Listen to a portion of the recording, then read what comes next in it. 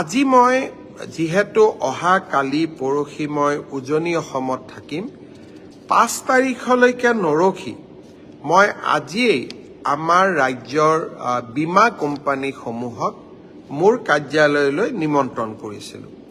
আপোনালোকে জানি ভাল পাব কেন্দ্ৰীয় চৰকাৰে ইতিমধ্যে বীমা কোম্পানীসমূহক বীমাৰ ধন নিষ্পত্তি কৰিবলৈ বিশেষ নিৰ্দেশ প্ৰেৰণ কৰিছে। সেই নিৰ্দেশৰ পৰিপ্ৰেক্ষিতত আজি মোৰ কাৰ্যালয়ত মই ৰাজ্যৰ বিত্তমন্ত্ৰী আৰু ৰাজ্যৰ মুখ্য সচিব আমি সকলোৱে লগ হৈ ৪৬টা বীমা কোম্পানীৰ অধ্যক্ষ পৰিচালন সঞ্চালক মুখ্য কাৰ্যবাহী বিষয়া আৰু জ্যেষ্ঠ প্ৰশাসনিক বিষয়াসমূহৰ লগত আমি কথা পাতিছিলোঁ। ইয়াত জীৱন বীমাও আছে, স্বাস্থ্য বীমাও আছে, মটৰ বীমাও আছে, সম্পত্তি বীমাও আছে, ব্যৱসায়িক আৰু বাণিজ্যিক বীমাৰ সৈতে জড়িত প্ৰতিষ্ঠানসমূহো আছে। এতিয়া আমি কি সিদ্ধান্ত গ্ৰহণ কৰিলোঁ? বীমাৰ আঁচনিসমূহ যাতে বা বীমাৰ ক্লেইমসমূহ ইঞ্চুৰেঞ্চ ক্লেইমসমূহ যাতে তৎকালীনভাৱে নিষ্পত্তি কৰিব পাৰে, সেইবাবে সকলো বীমা কোম্পানীয়ে একোগৰাকী নডেল বিষয়া আৰু জিলা বিষয়া শিৱসাগৰ, চৰাইদেউ, যোৰহাট আৰু গোলাঘাট জিলাত নিযুক্তি কৰিব। সপ্তাহৰ 7 দিন আৰু 24 ঘণ্টা সক্ৰিয় হেল্পলাইনৰ তেওঁলোকে ব্যৱস্থা কৰিব। তেওঁলোকে বিশেষ হেল্প ডেস্ক স্থাপন কৰিব আৰু অগ্ৰাধিকাৰ ভিত্তিত শিৱসাগৰ, চৰাইদেউ, যোৰহাট, গোলাঘাট জিলাৰ ৰাইজৰ বান আক্ৰান্ত ৰাজ্যৰ বীমাসমূহ নিষ্পত্তি কৰিবৰ বাবে তেওঁলোকে প্ৰচেষ্টা কৰিব আৰু য'ত প্ৰয়োজন হয় ফাইনেল ক্লেইম নোহোৱালৈকে, ফাইনেল ক্লেইমৰ সিদ্ধান্ত নোহোৱালৈকে অন্তৰ্বৰ্তীকালীন ইণ্টেৰিম ক্লেইম তেওঁলোকে আমাৰ ৰাইজৰ বাবে মঞ্জুৰি কৰিব। আৰু আমি কৈছিলোঁ যে এই সময়ত ৰাইজে নথি পত্ৰ জমা দিয়াৰ ক্ষেত্ৰত বহুত অসুবিধা পৰিব। বীমা কোম্পানীসকলে মোক প্ৰতিশ্ৰুতি দিছে যে যিমান সম্ভৱ ন্যূনতম নথি পত্ৰৰ ওপৰত বীমাৰ দাবী নিষ্পত্তি কৰাৰ বাবে তেওঁলোকে প্ৰচেষ্টা কৰিব। ইয়াৰ উপৰিও আজি তেওঁলোকে মোক স্পষ্টভাৱে জনাইছে যে তেওঁলোকে এখন চিম্পল ফৰ্ম ব্যৱহাৰ কৰিব, প্ৰয়োজন হ'লে ভিডিঅ'ৰ যোগেদি তেওঁলোকে জৰীপ কৰিব আৰু মটৰ, গৃহ, দোকানদাৰ, বাণিজ্যিক সম্পত্তি, পশুধন আৰু ব্যক্তিগত দুৰ্ঘটনা বীমাৰ দাবীসমূহ অগ্ৰাধিকাৰ ভিত্তিত নিষ্পত্তি কৰিব। সম্পত্তি আৰু বাণিজ্যিক দাবীৰ ক্ষেত্ৰত নথি পত্ৰ নষ্ট হ'লে পলিচিৰ চৰ্ত অনুসৰি পূৰ্বৰ ষ্টক, বেংকৰ নথি অথবা সেলফ ডিক্লেৰেশ্যনৰ ওপৰতো ইঞ্চুৰেঞ্চ ক্লেইম কৰাৰ তেওঁলোকে সুবিধা দিব। আমাৰ বান আক্ৰান্তত যিসকল মৃত্যু হৈছে তেওঁলোকৰ বাবে ডেথ চাৰ্টিফিকেট আদিৰ বাবে অপেক্ষা নকৰি চৰকাৰে দিয়া লিষ্টৰ ওপৰতে ডেথ ক্লেইমসমূহ নিষ্পত্তি কৰি দিয়াৰ বাবেও তেওঁলোকে সিদ্ধান্ত লৈছে। গৃহ বীমাৰ ক্ষেত্ৰত সৰু ক্ষতিৰ দাবীসমূহ ফটো, ভিডিঅ' পৰিদৰ্শন আৰু সেলফ ডিক্লেৰেশ্যনৰ ওপৰতো দ্ৰুত নিষ্পত্তি কৰিবলৈ সিদ্ধান্ত গ্ৰহণ কৰিছে। ইয়াৰ উপৰিও প্ৰধানমন্ত্ৰী জীৱন জ্যোতি বীমা যোজনা, প্ৰধানমন্ত্ৰী সুৰক্ষা বীমা যোজনাৰ দাবীসমূহো সৰ্বোচ্চ অগ্ৰাধিকাৰৰ ভিত্তিত ৰিলিজ কৰিবলৈ তেওঁলোকে সিদ্ধান্ত লৈছে। সেয়েহে মই শিৱসাগৰ, চৰাইদেউ, যোৰহাট, গোলাঘাট জিলাৰ ৰাইজক আন্তৰিকতাৰে সৈতে অনুৰোধ কৰিম যে আপোনালোকে তৎকালীনভাৱে নিজৰ বীমা কোম্পানীসমূহৰ লগত যোগাযোগ স্থাপন কৰক আৰু ক্ষয় ক্ষতিৰ ফটো, ভিডিঅ' আদি সংৰক্ষণ কৰক আৰু বীমা কোম্পানীসমূহে আগবঢ়োৱা এই সুবিধা আপোনালোকে সম্পূৰ্ণৰূপে গ্ৰহণ কৰক। ভাৰত চৰকাৰ, কেন্দ্ৰীয় চৰকাৰ আৰু ৰাজ্য চৰকাৰে বীমা কোম্পানীসমূহৰ লগত নিৰবিচ্ছিন্ন সম্পৰ্ক ৰক্ষা কৰি চলিব, যাতে আমি বীমাৰ সম্পূৰ্ণ সুবিধা আপোনালোকক দিব পাৰোঁ। আৰু মই ব্যক্তিগতভাৱেও এই ক্ষেত্ৰত নিৰীক্ষণ কৰি থাকিম, যাতে আমি ৰাইজক সৰ্বাধিক সুবিধা দিব পাৰোঁ।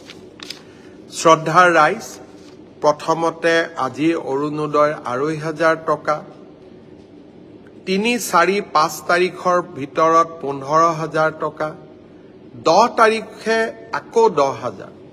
কিন্তু এইখিনিয়ে যথেষ্ট নহয়। পাৰ্মানেণ্ট ডেমেজ এছেছমেণ্ট, ঘৰৰ বাবে, জীৱ জন্তুৰ বাবে, এই ডেমেজ এছেছমেণ্টৰ কামো অহা ৭ তাৰিখৰ পৰা আৰম্ভ কৰিম। আৰু এই ডেমেজ এছেছমেণ্ট কৰাৰ বাবে জিলাৰ যিসকল ছাৰ্ভেয়াৰ হ'ব, তেওঁলোকক প্ৰশিক্ষণ দিয়াৰ পৰ্বও খুব সোনকালে আমাৰ জিলা আয়ুক্তসকলে আৰম্ভ কৰিব। শ্ৰদ্ধাৰ ৰাইজ, আপোনালোকৰ বিপদৰ সময়ত অসম চৰকাৰ আৰু ভাৰত চৰকাৰ আপোনালোকৰ লগত দৃঢ়তাৰে সৈতে থিয় দি থাকিব। মই পুনৰ এবাৰ আপোনালোকৰ এই দুৰ্ভাগ্যজনক পৰিস্থিতিক সন্মুখীন হ'বলৈ পৰম পিতাই আপোনালোকক শক্তি প্ৰদান কৰক। তাৰ বাবে মই পৰম পিতাৰ ওচৰত আকৌ এবাৰ প্ৰাৰ্থনা জনাইছোঁ। থোৰতে মই আজি কৰা ঘোষণাবিলাক আকৌ এবাৰ কুইকলি আপোনালোকক ক'ব খুজিছোঁ। জুলাই মাহৰ ইলেক্ট্ৰিচিটি বিল আপোনালোকে দিব নালাগে। ৰাজ্য চৰকাৰে এই বিল প্ৰদান কৰিব। খালি এই সুবিধা ৩০০ ইউনিটতকৈ কম ব্যৱহাৰ কৰা উপভোক্তাসকলৰ বাবে মুকলি কৰি দিয়া হৈছে, বা তেওঁলোকে এই সুবিধা লাভ কৰিব। শিৱসাগৰ আৰু চৰাইদেউ জিলাৰ ৰাইজে এইবাৰ মাটিৰ খাজানা দিব নালাগে। আগতে মই ঘোষণা কৰা ১৫,০০০ টকা ৩, ৪, ৫ তাৰিখৰ ভিতৰত লাভ কৰিব। অতিৰিক্তভাৱে ১০ তাৰিখে আমি আকৌ ১০,০০০ টকা দিয়াৰ ব্যৱস্থা কৰিম। অংগনবাদী কেন্দ্ৰৰ বাবে ২ লাখৰ পৰা ২.৫ লাখ টকা, স্কুলৰ বাবে ২,১০,০০০ টকা আৰু নামঘৰৰ বাবে ১.৫ লাখ টকা প্ৰদানৰ আঁচনিও আমি সমান্তৰালভাৱে আৰম্ভ কৰিম। ইয়াৰ লগতে APSCৰ পৰীক্ষাৰ সম্পৰ্কত মোক শিৱসাগৰ আৰু চৰাইদেউ জিলাৰ আমাৰ যুৱক যুৱতীসকলে অনুৰোধ কৰিছিল যে পাব্লিক হেল্থ ইঞ্জিনিয়াৰিঙৰ যি এছিষ্টেণ্ট ইঞ্জিনিয়াৰৰ পৰীক্ষা ৯ তাৰিখে হোৱা কথা আছিলে, তাক পিছুৱাই দিব লাগে, যাতে শিৱসাগৰ আৰু চৰাইদেউৰ বানপীড়িত ৰাইজে কোনো অসুবিধা ভোগ কৰিব নালাগে। আজি লোকসেৱা আয়োগে এই পৰীক্ষাও অনিৰ্দিষ্ট কাললৈ পিছুৱাই দিছে। আমি অতি সোনকালে পৰীক্ষাৰ দ্বিতীয় ডেট ঘোষণা কৰিম, কিন্তু তেতিয়া ঘোষণা কৰিম যেতিয়া শিৱসাগৰ আৰু চৰাইদেউ জিলাত বান পৰিস্থিতি উন্নত হ'ব। শ্ৰদ্ধাৰ ৰাইজ, মই পুনৰ এবাৰ যিসকল সহৃদয় ৰাইজে, সংগঠনে, NGO, দেশৰ বিভিন্ন ৰাজ্যৰ পৰা আৰু অসমৰ ভিতৰৰ পৰা যিসকলে চৰাইদেউ আৰু শিৱসাগৰৰ ৰাইজক এই দুৰ্ভাগ্যজনক অৱস্থাত সহায় কৰি আছে, তেওঁলোকক মই পুনৰ এবাৰ আন্তৰিক অভিনন্দন জনালোঁ। মই আগতে সদায় কৈ আহিছোঁ যে ব্যক্তিগতভাৱে নিজে সাক্ষাৎ কৰি দুৰ্ভগীয়া ৰাইজক সেৱা কৰাৰ আনন্দই বেলেগ। আৰু যিসকলে এই কাম কৰিব পাৰিছে, নিশ্চয় তেওঁলোকে ৰাইজক সহায় কৰাৰ এই আনন্দ, আধ্যাত্মিক আনন্দ, স্পিৰিচুৱেল প্লেজাৰ ইতিমধ্যে তেওঁলোকে লাভ কৰিছে। মই সকলোকে, যিসকলে শিৱসাগৰ আৰু চৰাইদেউ জিলাৰ বান সাহায্য অভিযানত যোগদান কৰিছে, শাৰীৰিকভাৱে, মানসিকভাৱে, আৰ্থিকভাৱে, সকলোকে মই আকৌ এবাৰ ধন্যবাদ জনাইছোঁ। স্থানীয় বিধায়ক, ৰাইজৰ প্ৰতিনিধি সকলোকে মই পুনৰ আকৌ এবাৰ ধন্যবাদ জনাইছোঁ।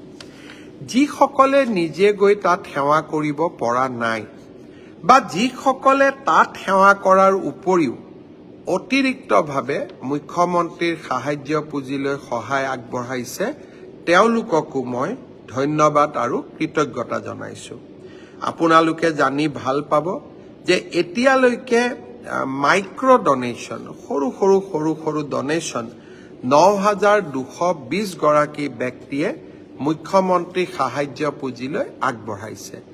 ইয়াৰ QR কোড ডনেশ্যনৰ কেনেকৈ দিব পাৰি তাক মোৰ ফেচবুক পেজত দি ৰখা হৈছে।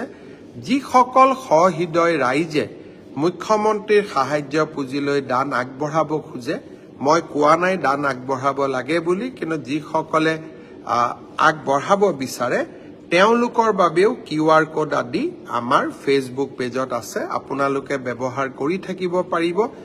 ইতিমধ্যে ৯,২২৯ গৰাকী ব্যক্তিয়ে এই ধৰণে দান আগবঢ়াইছে।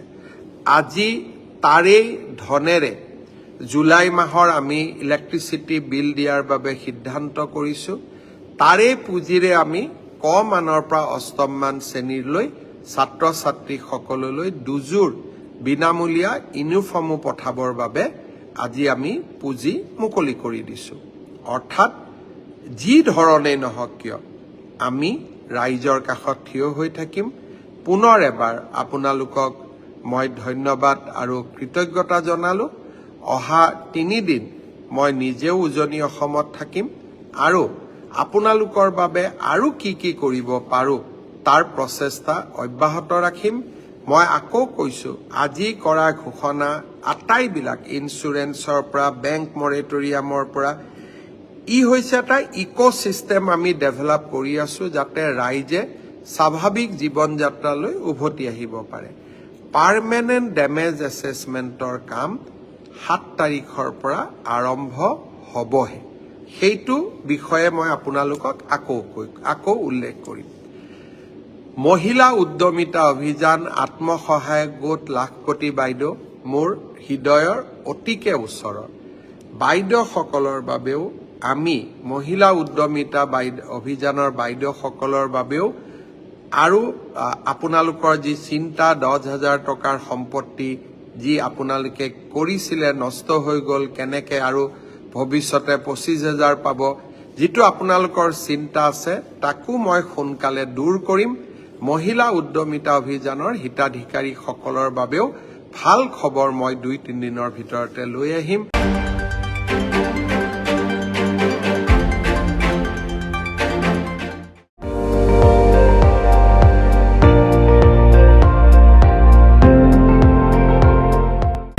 আপুনি চাই আছে ND24, সৰ্বশ্ৰেষ্ঠ নহয় সৰ্বোত্তমৰ দৌৰ।